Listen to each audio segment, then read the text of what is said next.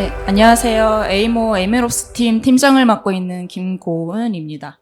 이번 세션은 데이터 사이언티스트, 기니까 이 세션에서는 DS라고 부르겠습니다. DS와 MLOps 엔지니어가 원활한 협업을 위해 도입한 플랫폼 및 SDK 개발에 대한 내용입니다.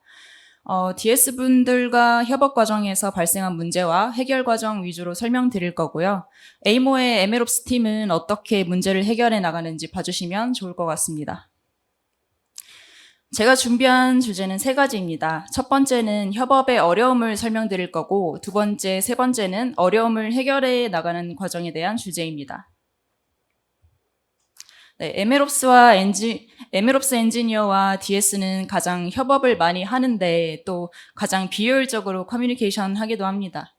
MLOps 엔지니어는 DS가 학습시킨 모델을 서빙하죠. 근데 만약에 서버나 인프라에 문제가 발생하면 MLOps 엔지니어가 조치를 하고 DS가 개발한 영역에 에러가 발생하면 DS에게 확인 요청을 합니다. 그래서 MLOps 엔지니어가 이 코드에서 에러가 발생하는데 한번 확인 부탁드립니다 하면 이상하게 DS분들 PC에선 됩니다. 네, 원인을 찾다 보면 거의 패키지 버전이나 테스트 환경이 다르기 때문에 발생한 문제고요. 이런 통곡의 구간이 반복되면 서로 지칩니다.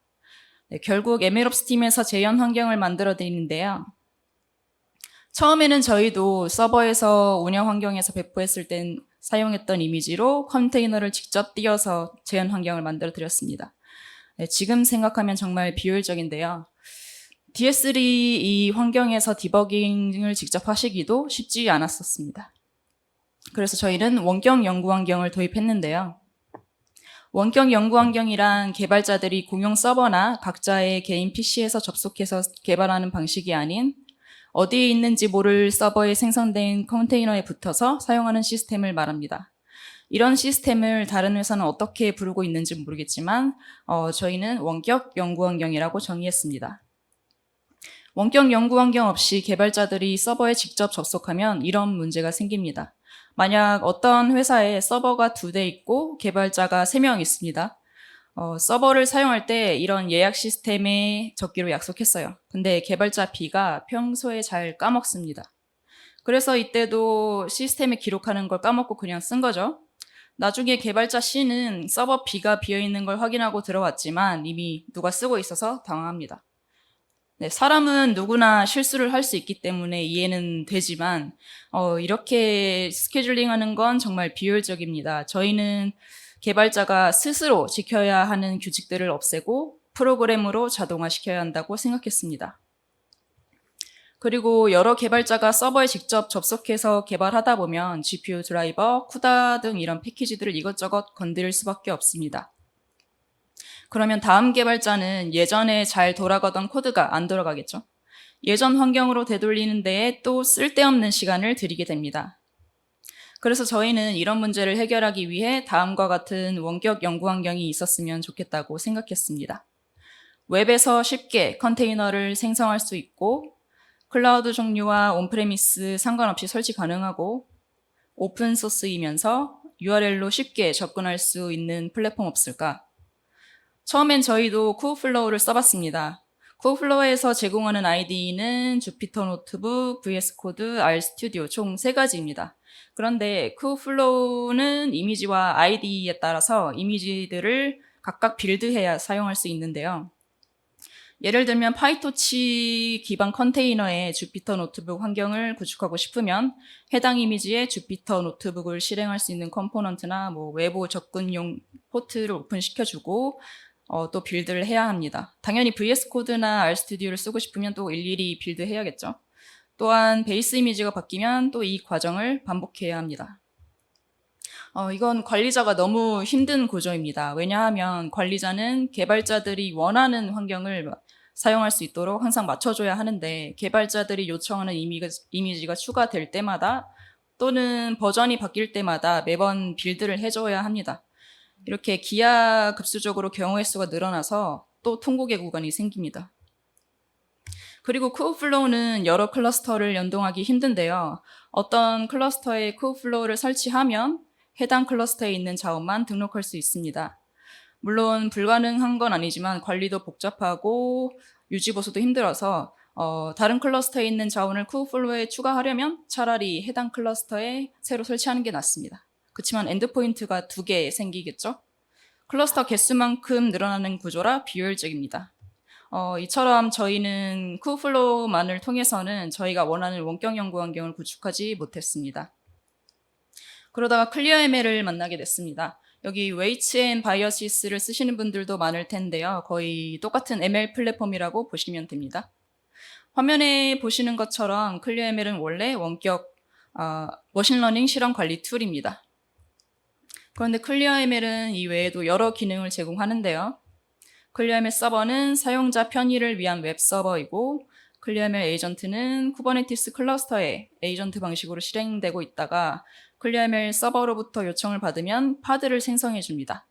그리고 사용자가 이 파드에 접근할 수 있도록 네트워크 설정도 해줄 수 있습니다. 클리어ML 세션은 컨테이너 개발에 도움되는 각종 툴들을 설치해 줍니다. 저희는 이 3가지를 저희의 입맛에 맞게 커스터마이징 했습니다. 클리어ML의 기존 방식은 이렇습니다. 개발자들이 터미널에서 클리어ML 세션 CLI를 실행하면 클리어ML 서버에 전달되고요. 클리어ML 서버는 다시 에이전트에게 프로비저닝 요청을 하고 에이전트가 이제 컨테이너 생성을 클러스터에 완료하면 SSH 터널링을 통해서 컨테이너에 붙을 수 있게 만들어줍니다. 하지만 단점이 있는데요. SSH 터널링 연결 유지를 위해서 CLI 명령어를 계속 실행하고 있어야 하고 그리고 PC에 일일이 이런 환경 변수를 세팅해줘야 클리어ML 서버에 접속할 수 있기 때문에 귀찮습니다. 그리고 그래서 저희는 클리어ML 세션을 저희의 목적에 맞게 내재화를 했는데요.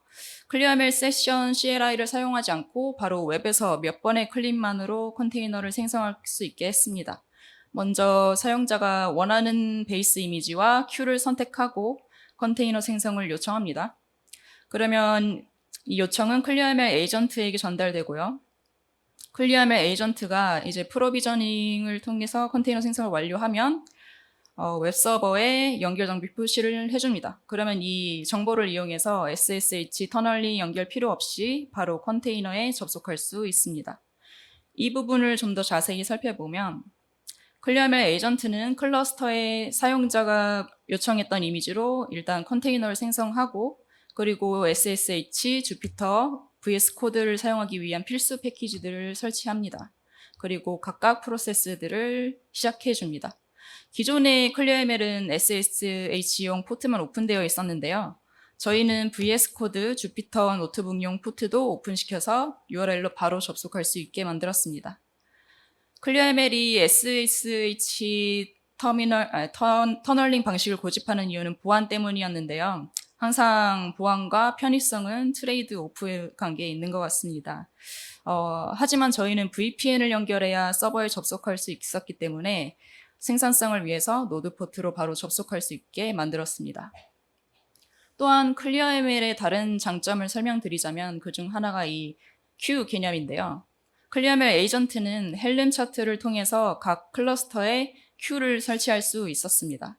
그리고 이 큐를 클라우드 종류가 어떻든 뭐 AKS든 EKS, GK든 상관없이 설치해주고 클리어ML 서버에 연결해주기만 하면 중앙에서 한 번에 관리가 가능합니다. 덕분에 사용자가 하나의 엔드포인트에서 여러 클러스터의 자원을 사용할 수 있겠죠. 또한 저희는 관리자가 유지보수하기 쉽도록 클리어ML 에이전트 헬մ 차트를 테라폼으로 모듈화시켜서 관리하기 쉽게 만들었습니다. 자, 이렇게 완성된 에이모의 원격 연구 환경인데요. 실제로 저희가 어떻게 사용하냐면 컨테이너 이미지를 적는 칸에 원하는 이미지를 써주고 그리고 2번째로 관리자가 미리 만들어 놓은 큐 중 원하는 큐를 선택하고 enqueue만 클릭하면 바로 클러스터에 컨테이너를 만들 수 있습니다. 프로비저닝이 완료되면 이제 사용자 화면에 연결할 수 있는 각종 링크와 시크릿 정보들을 표시해 줍니다. 이렇게 총 4번의 스텝으로 하나의 컨테이너에 주피터랩, VS 코드, SSH 총 3가지 방법으로 컨테이너에 접속할 수 있게 되었습니다.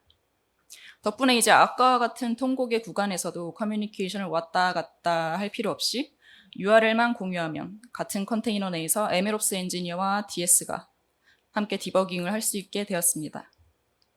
하지만 이것만으로는 문제를 모두 해결할 수가 없었습니다. 하나를 해결하니 다른 문제가 보였습니다. 바로 이 부분 때문이었는데요. 한 번에 이렇게 이상적으로 해결되면 얼마나 좋을까요? 하지만 현실에선 이런 문제가 생깁니다. 분명 DS가 본인이 개발한 코드임에도 불구하고 재현이 안 되는 겁니다. 운영 환경에 배포된 코드가 DS가 개인 레포에서 개발 중인 코드와 다르기 때문이었습니다. 이런 현상이 일어나는 이유를 분석해 봤더니 저희가 배포를 할 때 모델 파일과 코드로 주고받기 때문이라고 생각했습니다. 코드가 MLOps 엔지니어한테 넘어가는 순간 DS 책임에서 벗어나는 거죠. MLOps 엔지니어가 요지보수를 하면서 점점 이 코드는 MLOps 엔지니어만 이해할 수 있는 MLOps 엔지니어만의 코드가 돼버리는 겁니다. MLOps 코드와 DS 코드를 하나의 레포에서 관리하면 이런 일이 없지 않을까라고 생각해서 모노 레포 방식도 시도해봤습니다. 처음에는 잘 되는 것처럼 보였는데요. 하지만 서로 다른 행성에서 온, 화성에서 온 MLOps 엔지니어와 금성에서 온 DS가 서로의 코드를 이해할 수는 없었고 개발 문화도 너무 달랐습니다. 그렇게 점점 그동안 익숙했던 개인 레포에서 연구하는 DS 분들이 많아졌고 나중에는 모노 레포와 또 형상이 맞지 않게 되었습니다. 그래서 결국 다른 팀의 개발자들이 모노 레포에서 작업하는 건 안 되겠다고 결론 지었습니다. DS가 학습한 모델 파일과 코드를 주면 MLOps 엔지니어가 알아서 배포해주는 이 시스템, 이 방식 자체를 개선해야겠다고 생각했습니다. 이전 방식은 MLOps 엔지니어가 어떤 플로우로 그리고 어떤 환경으로 모델을 배포하는지 모르기 때문에 보이지 않는 벽이 있다고 생각했습니다. 이 벽 때문에 나중에 문제가 발생하면 커뮤니케이션이 안 되는 거죠. 그래서 저희는 DS분들을 이 영역까지 직접 하실 수 있게 해서 DSOps로 만들어 드렸습니다. 저희 MLOps 팀은 모델 등록부터 코드 배포까지 DS가 쉽게 하실 수 있도록 파이썬 SDK를 제공했는데요. 하나씩 살펴보면요. 첫 번째는 레지스트리에 모델을 등록하는 코드입니다. 이 간단한 코드만으로 MLOps 팀에서 사용 중인 모델 레지스트리에 직접 모델을 등록하실 수 있습니다.